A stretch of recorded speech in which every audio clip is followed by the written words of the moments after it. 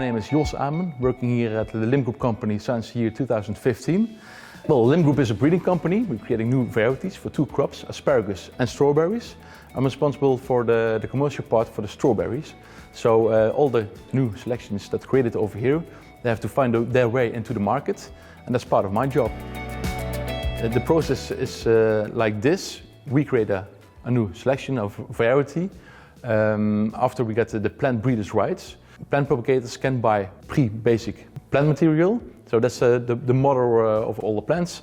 After a few years of multiplying this, you get a basic material, 1, 2, 3, etc. And eventually these plants they sell to food growers. But the last step of this multiplication, we ask, let's say, 3 cents for each plant they propagated and sold.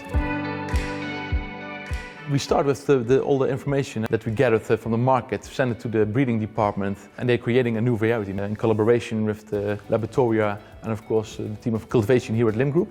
And we're going to test it here on tabletops, greenhouses. After a testing period internally from 4 years, we go externally also for 4 years. So a grower receives from Limgroup 5, maybe 6 selections, and they grow it like they are used to. Their feedback is very important for us.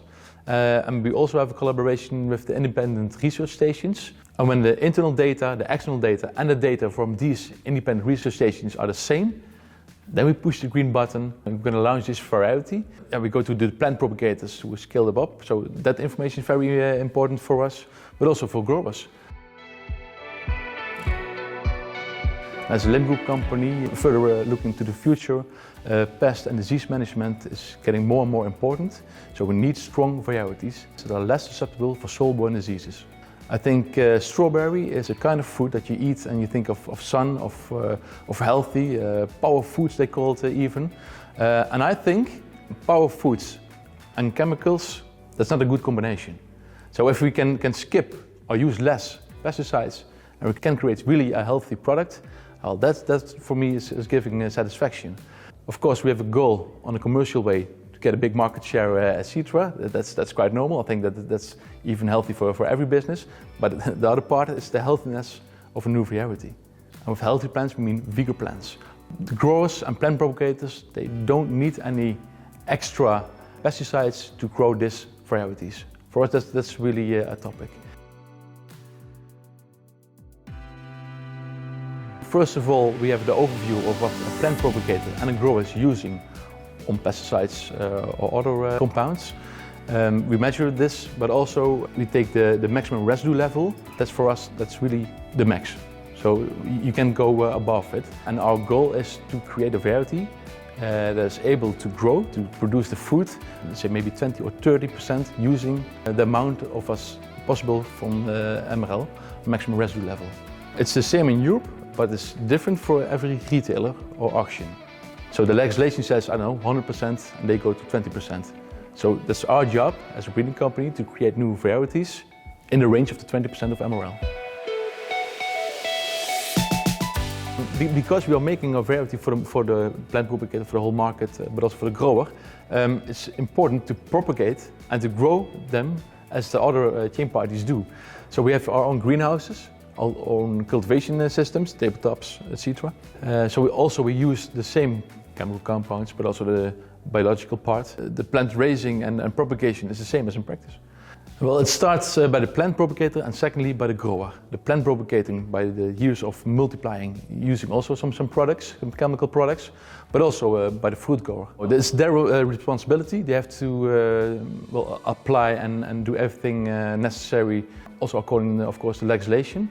But nobody makes the choice from, okay, this is the maximum, so I'm going for the maximum to use pesticides. That makes no sense. So they're all looking for a balance between the chemical part and the biological part.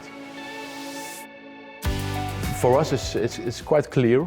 The use of pesticides is going down quite rapidly. The government make some policy about this. They call it also the Green Deal, to use less pesticides in the future. Yeah, for us, that's very important. And we need that information to make and set up new breeding goals and are able to achieve them in this time period. If you look to the strawberry in Europe, I believe 83% is sold by retail companies. and we follow strictly their policy. We invite them over here at Limgroup to show them plants, fruit, etc.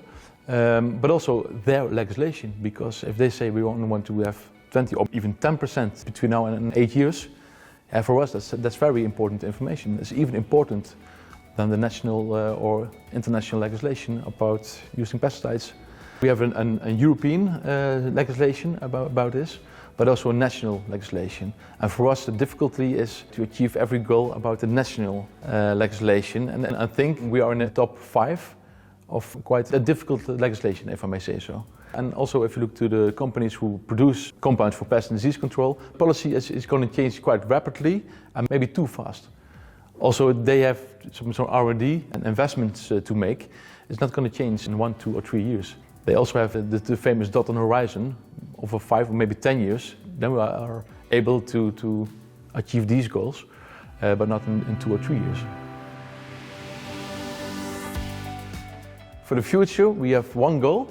It's really a topic here internal at Limgroup, is to create a variety that is suitable for the market, for the plant propagator, the grower, but also for the retail companies, with non-maximum residue level, so non-residue at all, and still have the flavor, the yield, the fruit size, etc.